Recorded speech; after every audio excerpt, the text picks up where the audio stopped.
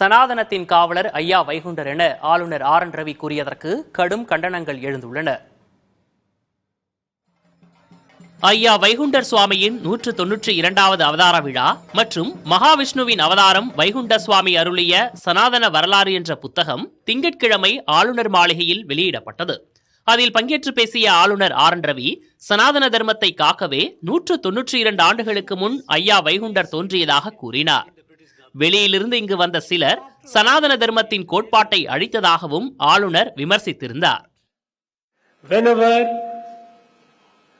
dharma has come under, and dharma means Sanatan Dharma, when it has come under severe threat, Lord Narayan himself appeared to save the dharma, to protect the dharma, and to remove adharma from time to time. Narayana appeared also about 192 years ago as ஐயா வைகுண்ட சுவாமி.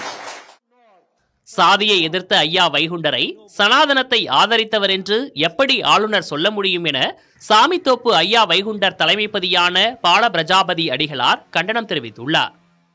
பெண்களும் ஆன்மீகத்திலே பணியாற்றலாம் ஐயாவுடைய கோட்பாடு. அப்ப அந்த கோட்பாடை சொல்ல வந்த வைகுண்டரை அவர் நாராயணருடைய அவதாரம் என்ற ஒரே காரணத்திற்காக அவர் ஜனாதனத்தை காப்பக்க வந்தவர், ஜனாதன அப்படியெல்லாம் சொல்லக்கூடாது. அவர் ஜனாதனத்தை காக்க வரவில்லை, அவர் மக்களை காக்க வந்தார். மக்களுக்குள்ளே இருந்த மடமையை போக்க வந்தார். சும்மா தனதாக்கி கொள்வதற்காக, பட்டா போடுவதற்காக இந்த வேலை யார் செய்யக்கூடாது. யார் செய்தார்? கவர்னர் அல்ல, யார் செய்தாலும் அதை நாங்கள் வன்மையாக கண்டிக்கிறோம். வரலாறு தெரியாமல் வாய் திறக்கக்கூடாது என்பது எங்களுடைய கோரிக்கை. சதுர்வர்ணம் மனு தர்மம் எங்கே இருக்கிறதோ அங்கே நாங்கள் இல்லை.